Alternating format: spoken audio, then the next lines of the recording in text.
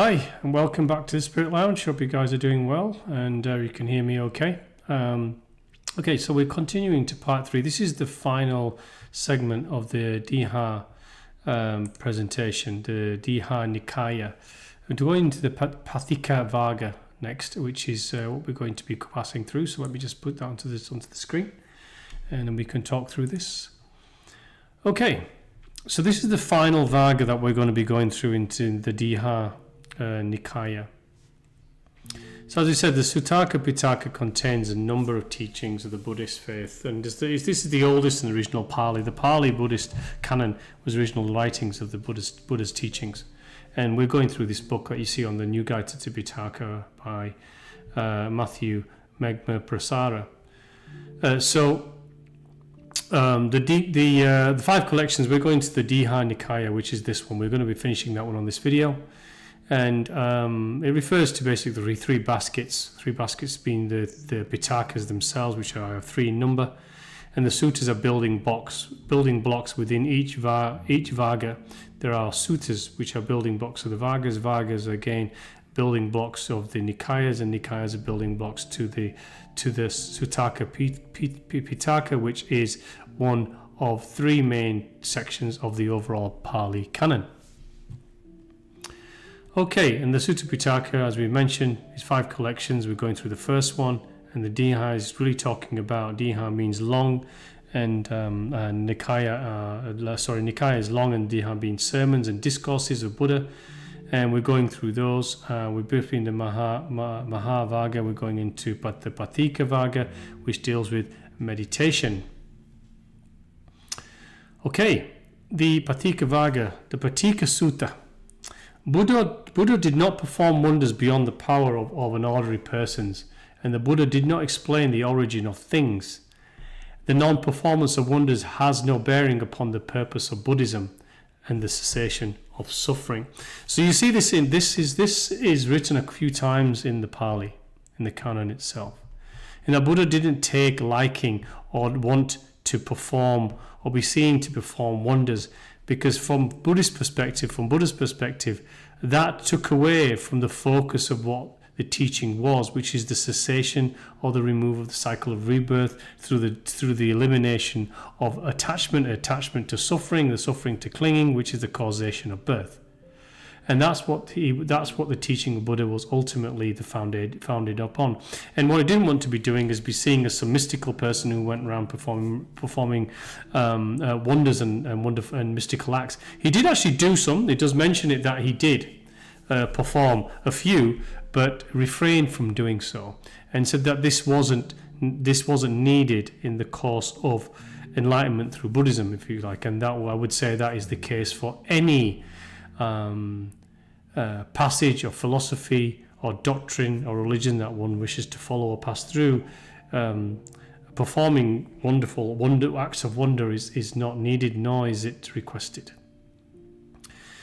Okay, the Sutta Kata, who was a naked ascetic, challenged Buddha to a contest demonstrating their powers to perform wonders.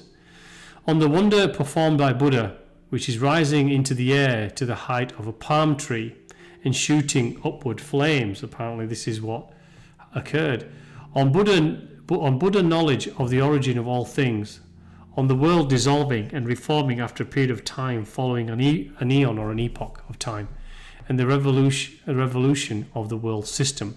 So what Buddha is talking about is Buddha performed this wondrous act and also had knowledge beyond the nature of the physical things, in that the world was constantly, or the universe and everything within it was constantly dissolving and reforming. And this goes into Hinduism of creation, destruction and preservation. It's a constant cycle of change. Everything is in a cycle of change, from cosmic to divine, all the way down to our own individual lives are in constant change. And after an epoch, he talks about a revolution of the world system. In other words, the eons pass, and this could be called also the yugas, the passage of the yugas from the golden age all the way through, to the different yugas that pass through.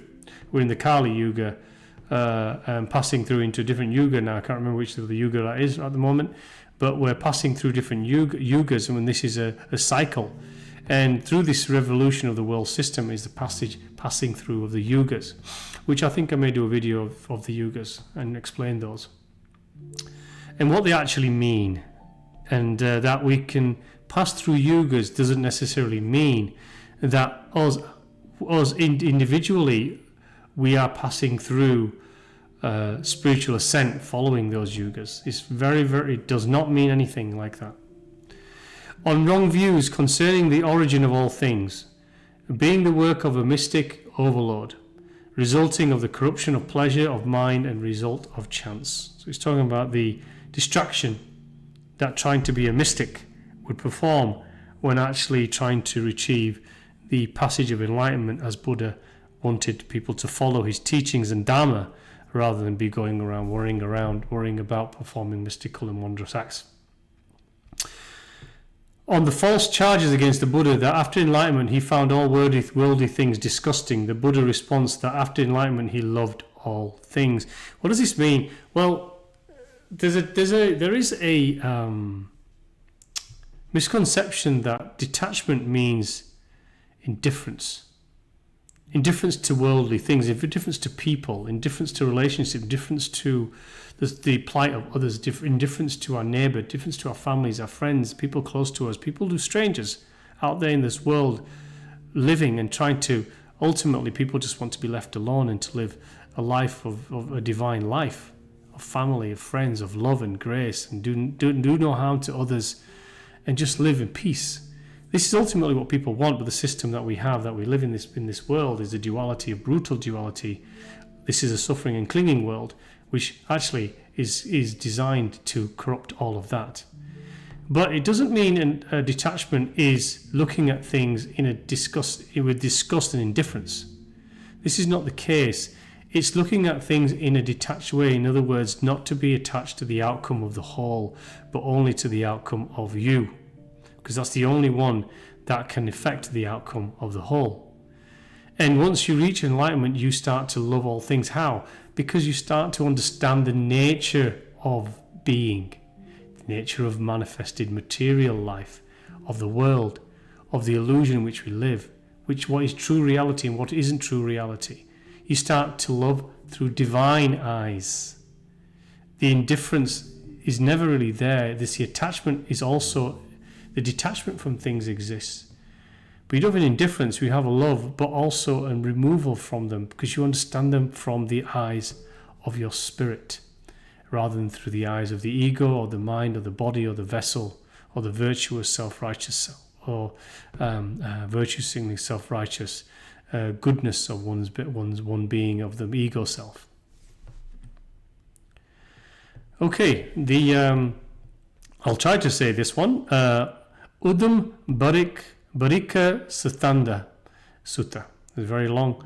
On the wandering ascetic Nilgrodha, he claimed that the Buddha was a false religious leader, and saying that the Buddha's practice of seclusion tainted his teachings, that he, Nilgrodha, could defeat the Buddha's doctrine with a single question.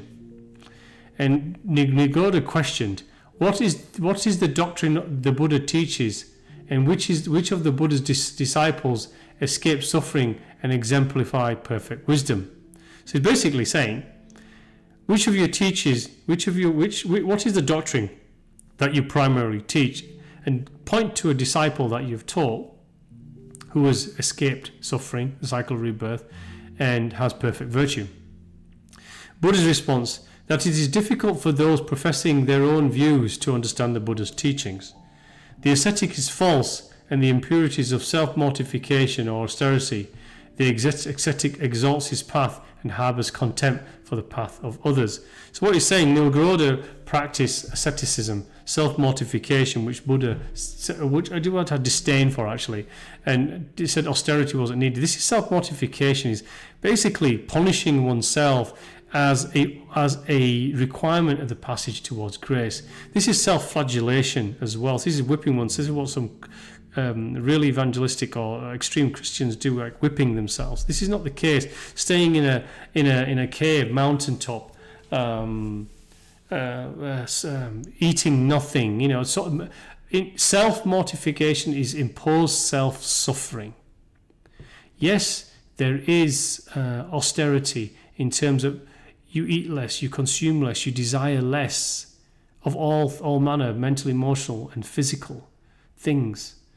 But doesn't go to the extremes of self-mortification, which is what he's saying. This ascetic was practicing this, and therefore saying that anyone who wasn't, he had contempt for and was questioning their teachings. Buddha's teachings are about enlightenment and moving through that passage of enlightenment, which would in itself have natural, spiritually based movement of austerity, not self-imposed, ego-driven self-mortification austerity, which is what Buddha was saying this Nilgroda was practicing.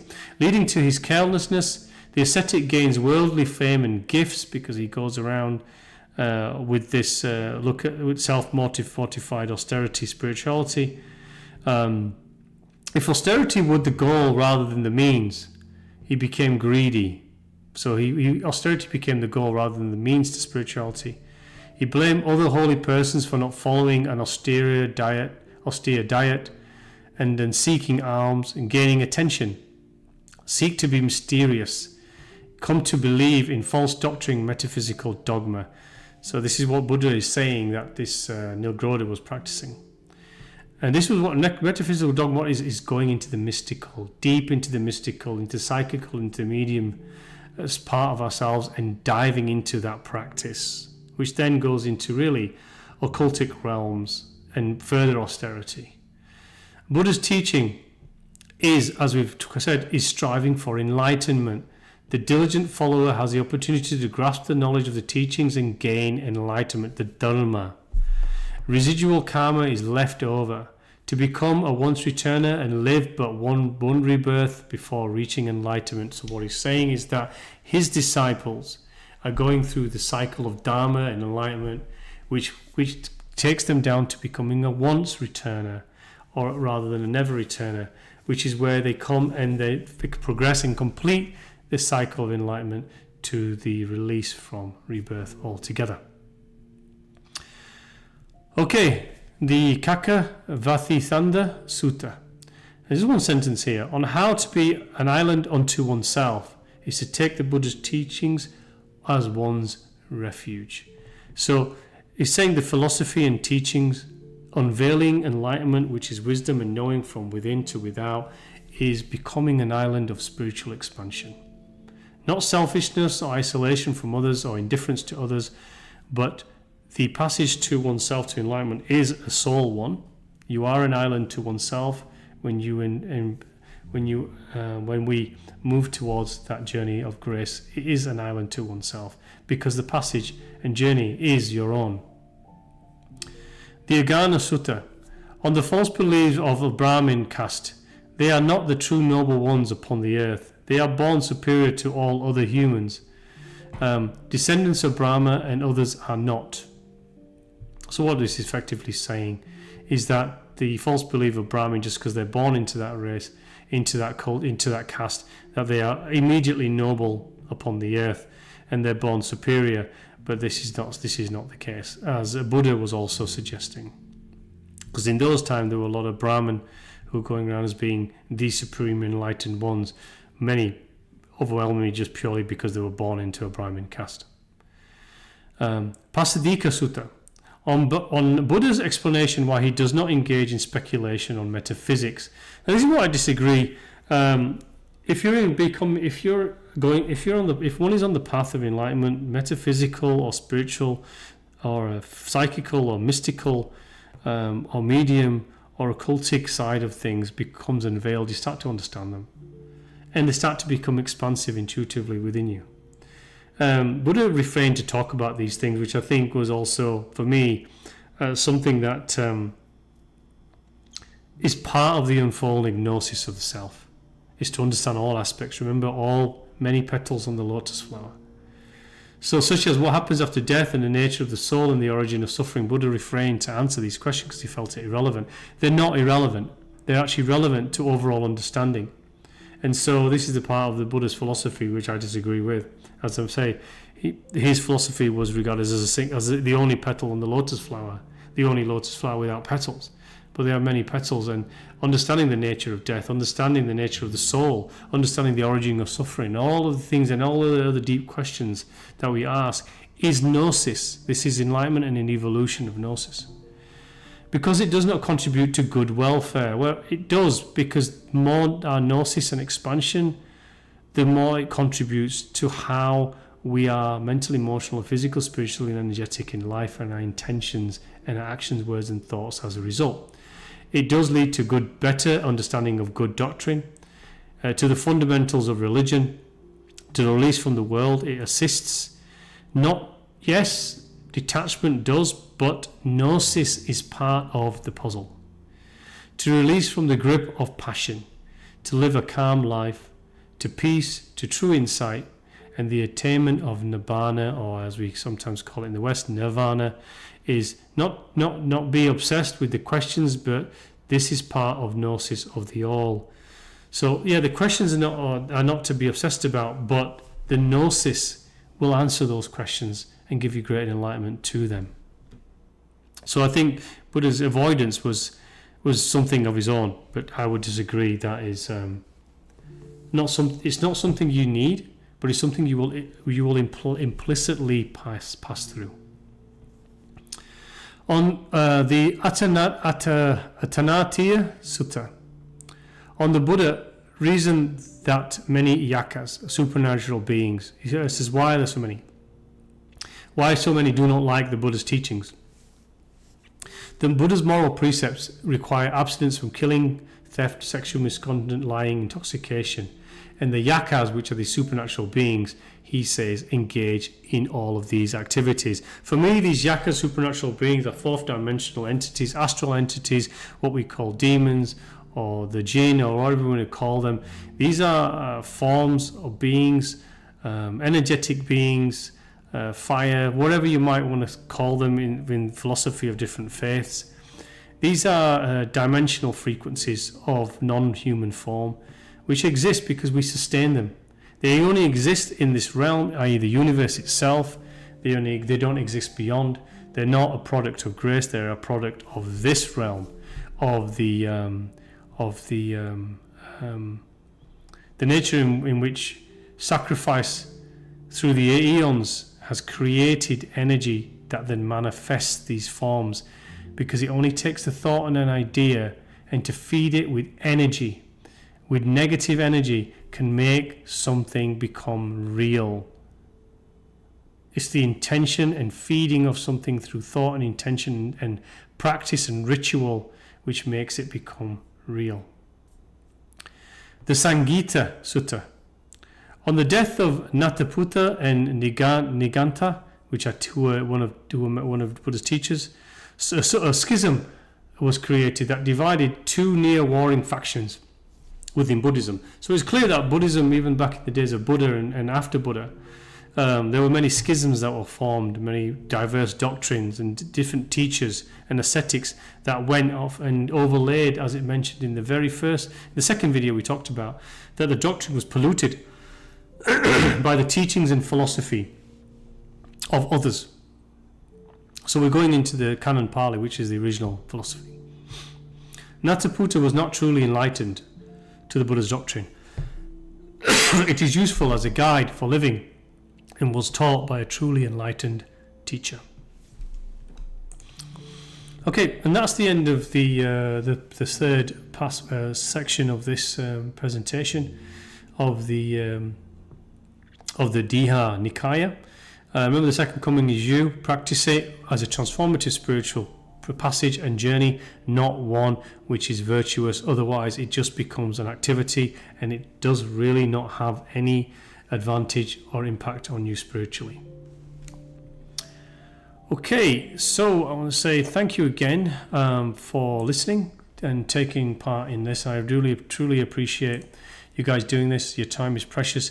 Please leave comments if this is helping you, if my videos, this whole channel is helping you in your journey, how it is helping you in your journey. And if you'd like me to cover other things, if you'd like a Q&A, I do one day want to do a Q&A, have live sessions where people can join, ask questions of each other, ask questions out there in table, and I can offer an answer, not the answer, for you to contemplate and consider. It's something I want to do as well. So I'm keen to ask if you guys would like something like that. I'd love to set that up so where you guys can just dial in and join and start talking about your own practices, your own passage, and we can open discourse rather than the monologue from me. I truly would love to do that. So please let me know in your comments if these things help. It inspires me to know that it helps others. That's the purpose of why I do things, and really, honestly, the reason why my being exists here. This gives purpose to my life. Thank you so much again for listening, and God bless to you all. Until next time, take care.